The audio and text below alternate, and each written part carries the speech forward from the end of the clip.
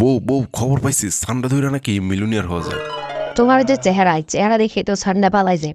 তোর কি বল? ওই বন্ধু, সান্ডা ঘষলে নাকি রোগ ভালো হয়, কিন্তু ভাই সান্ডা যদি আমাকেই ঘষে তাহলে তুই সুস্থ না, তোর ইতিহাস হয়ে যাইব। বাবা বাবা ওই দেখো সান্ডা।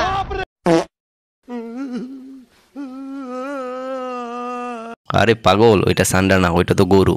তাও ধরো মিল্কি সান্ডা বলেও চলবে, আমরা মিল্কি সান্ডা বলে নাচবো।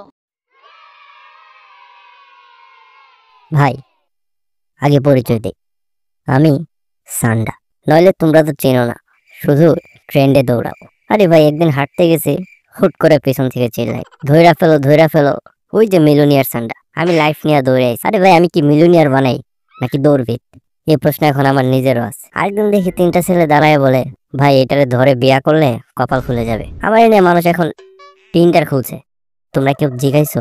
আরে ভাই আমি কি চাই? আমি চাই একটু প্রাইভেসি, শান্তি, গরমে একটু পানি আর ঠান্ডায় একটু রোদ। আমি রোগ সারাই, মিলিয়নিয়ার বানাই, প্রেম জোগাড় কইরা দিই। আর কি কি করি বলো ভাই? নেটফ্লিক্স আমার লাইফ নিয়ে সিরিজ বানাইলেই পারে, নাম হইব Sanda the legend of the lizard. শেষ কথা বলি, আরে ভাই আমি গুইসাপ, আমার গুইসাপ বলো, সান্ডা না। সান্ডা নাম শুনলেই এখন প্রেমিকারা পালাই, ভাবে আমি কোনো ট্রেন্ডি ভূত। আরে ভাই আমার একটা লাইফ আছে, আমাকে শান্তিতে থাকতে দাও।